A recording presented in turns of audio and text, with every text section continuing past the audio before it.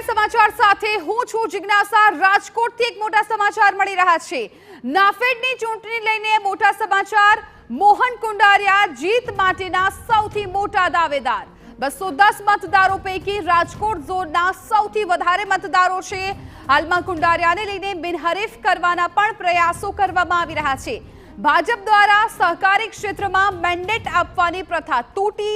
Party દ્વારા કોઈ પણ વ્યક્તિને મેન્ડેટ આપવામાં નહીં આવે તો સમજાવટથી ચૂંટણી પૂર્ણ કરવા સહકારી આગેવાનોની મથામણ છે।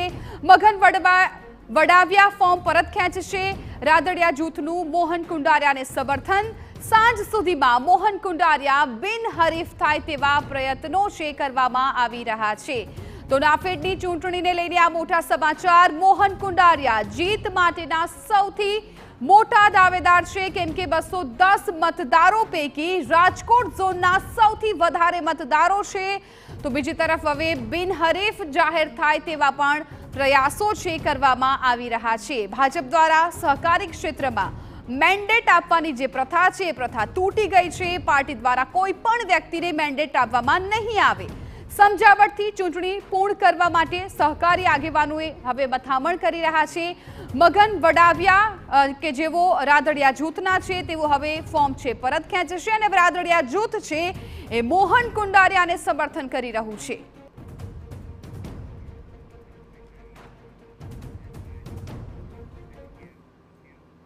સંવાદદાતા મોહિત ભટ્ટ આ મામલે વધુ જાણકારી આપી રહ્યા છે। મોહિત, મોહન કુંડારિયા જીત માટેના અત્યારે સૌથી મોટા દાવેદાર માનવામાં આવી રહ્યા છે અને બીજી તરફ તેઓ બિનહરીફ પણ જાહેર થઈ શકે છે જેમણે ફોર્મ ભર્યા છે। શું એ લોકો ફોર્મ પરત ખેંચશે? સ્પષ્ટપણે નાફેડની ચૂંટણીને લઈને સૌથી મોટા સમાચાર સામે આવી રહ્યા છે। સૂત્રો પાસેથી જે માહિતી મળી રહી છે તે પ્રમાણે નાફેડના જે ડાયરેક્ટર પદની ચૂંટણી છે તેમાં જે મોહન કુંડારિયા છે તેનો વિજય છે તે નિશ્ચિત માનવામાં આવી રહ્યો છે। અત્યારે જે માહિતી મળી રહી છે તે પ્રમાણે જે મોટાભાગના એટલે કે કુલ 5 જેટલા ઉમેદવારો છે તે મેદાને છે, જેમાંથી 4 વ્યક્તિઓ છે તે પોતાનું ક્રમશઃ ફોર્મ છે તે પરત ખેંચશે તેવી પૂરી શક્યતા છે તે વ્યક્ત કરવામાં આવી રહી છે।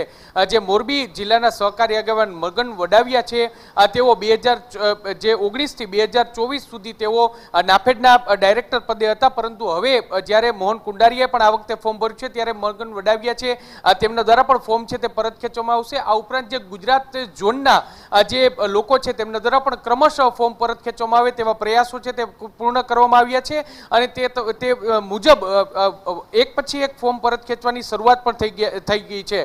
આપને હું જણાવી દઉં કે જો 2 શક્યતા હોય, એક શક્યતા છે કે બિનહરીફ, જો મોહન કુંડારિયા છે તેમને બિનહરીફ કરવાના પૂરા પ્રયત્નો છે તે સહકારી આગેવાનો દ્વારા કરવામાં આવી રહ્યા છે અને ગઈકાલે સહકારી આગેવાનોની એક બેઠક છે તે મળી હતી અને જેમાં મોહન કુંડારિયાના નામ પર સર્વસંમતિ છે તે સધાઈ ગઈ છે।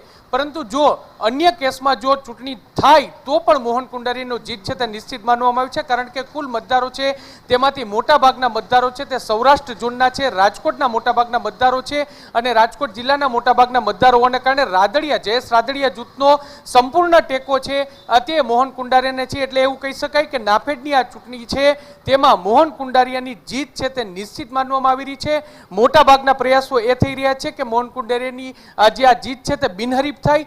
જો કે આ બધાની વચ્ચે એક વાત એવી પણ મહત્વની છે કે ગુજરાત પ્રદેશ ભાજપ દ્વારા અત્યાર સુધી સહકારી ક્ષેત્રમાં મેન્ડેટ આપવામાં આવતું હતું, પરંતુ જે રીતે ઇફકોની ચૂંટણી સામે આવી અને ત્યારબાદ જે પ્રકારના સમીકરણો સર્જાયા અને તેને જોતા હવે આ ચૂંટણીમાં કોઈ પણ પ્રકારનું મેન્ડેટ આપવામાં આવ્યું નથી અને સહકારી ક્ષેત્રમાં સહકારી આગેવાનોની સમજૂતીથી જ કોઈ વ્યક્તિ છે તે ચૂંટાઈને આવે તે માટેના પ્રયત્નો થઈ રહ્યા છે અને તેમાં મોહન કુંડારિયા છે તે સાંજ સુધીમાં બિનહરીફ થાય તેવી પૂરી શક્યતા અત્યારે જોવામાં આવી રહી છે। જી બિલકુલ મોહિત, આભાર સમગ્ર માહિતી બદલ। તો અત્યારે હવે આ નાફેડની ચૂંટણી લઈને આ મોટા સમાચાર છે કે જ્યાં મોહન કુંડારિયા જીત માટેના સૌથી મોટા દાવેદાર માનવામાં આવી રહ્યા છે। જો ચૂંટણી થશે તો પણ મોહન કુંડારિયા જીત તરફ આગળ છે અને જો બિનહરીફ જાહેર થાય છે તો હવે ફોર્મ પરત ક્યારે ખેંચાય છે એ પણ જોવાનું રહેશે।